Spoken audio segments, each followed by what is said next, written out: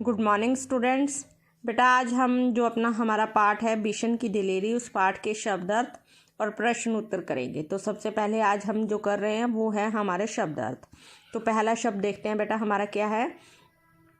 पहला शब्द है बेटा हमारा कीटनाशक। कीटनाशक का अर्थ है पौधों खेतों में कीड़ों को मारने की दवा। पौधों में और खेतों में जो कीड़े लग जाते हैं बेटा, उनको मारने के लिए हम जो दवा डालते हैं उसे हम बोलते हैं कीटनाशक। अगला शब्द है बेटा हमारा पगडंडी। पगडंडी का अर्थ मैंने आपको रीडिंग के समय भी बताया था, क्या होता है? पैदल चलने का रास्ता, उसे हम बोलते हैं पगडंडी। नेक्स्ट है बेटा हमारा जख्मी।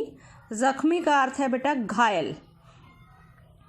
नेक्स्ट शब्द है बेटा हमारा एकाएक। एकाएक का अर्थ हुआ अचानक। नेक्स्ट मुश्किल। मुश्किल का अर्थ है कठिन। नेक्स्ट आस्तीन। आस्तीन का अर्थ होता है बेटा कमीज़ की बाजू।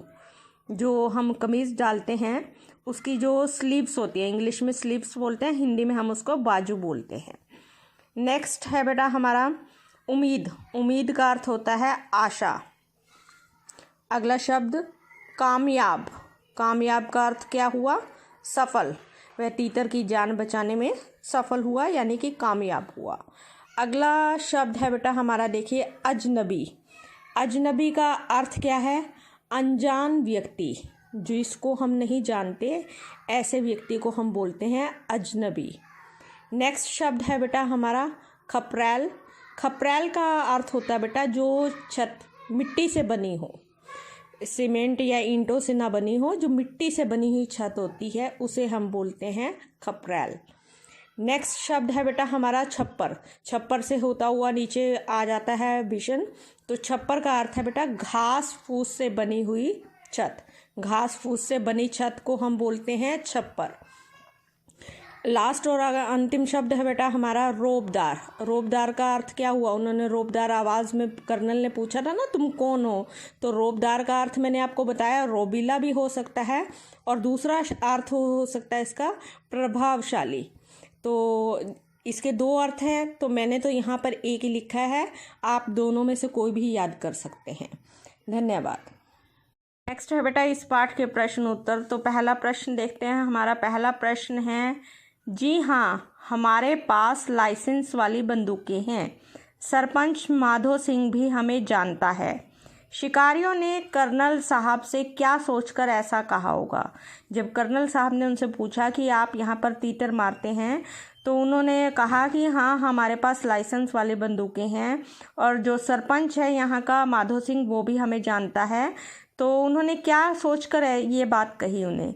तो उत्तर है बेटा इसका, शिकारियों ने सोचा होगा कि कर्नल साहब हमें डांटेंगे, इसलिए उन्होंने ऐसा कहा होगा। अगला प्रश्न देखते हैं बेटा, बिशन घायल तीतर को क्यों बचाना चाहता होगा? वह क्यों बचा रहा था उस घायल तीतर को?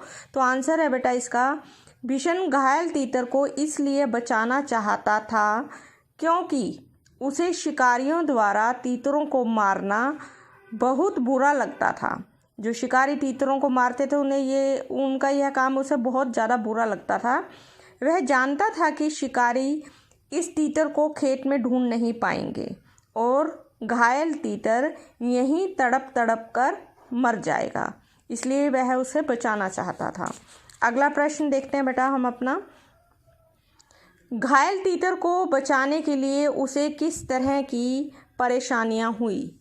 तो उत्तर है बेटा इसका, उसे कांटेदार झाड़ियों के रास्ते से जाना पड़ा। वह घुटनों के बल चल रहा था, जिस कारण उसके हाथ पाँव में भी जिस कारण उसके हाथ पाँव में कांटे भी चुभ गए थे। वह काफ़ी देर तक दौड़ता रहा, जिससे उसकी कमीज़ पसीने से गीली व फट भी गई थी। ये सभी परेशानियां उसे तीतर को बचाने के लिए हुई थी। अगला प्रश्न है बेटा, घायल तीतर अगर तुम्हें मिला होता तो तुम उसे पालते या अच्छा होने पर छोड़ देते, और क्यों? अगर तुम उसे पालते तो क्यों पालते, और अगर तुम अच्छा होने पर छोड़ देते तो क्यों छोड़ देते? तो उत्तर है बेटा, घायल तीतर हमें मिला होता तो हम उसे अच्छा, नेक्स्ट पेज पर चलते हैं बेटा अपने, अच्छा होने पर छोड़ देते।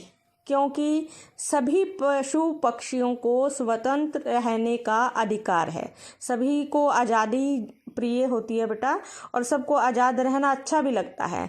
तो सभी पक्षी जो है वो स्वतंत्र रहकर ही खुश रहते हैं। हमें भी जिस तरह से आज़ादी अच्छी लगती है, कोई हमें बार बार रोक टोक करता तो नहीं अच्छा लगता हमें भी, और हम भी एक कमरे में बंद रह नहीं सकते, हम भी खुले आसमान के नीचे रहना चाहते हैं। तो ये इसका आंसर था। तो आप ये क्वेश्चन आंसर अपनी कॉपी पे राइट करेंगे। धन्यवाद।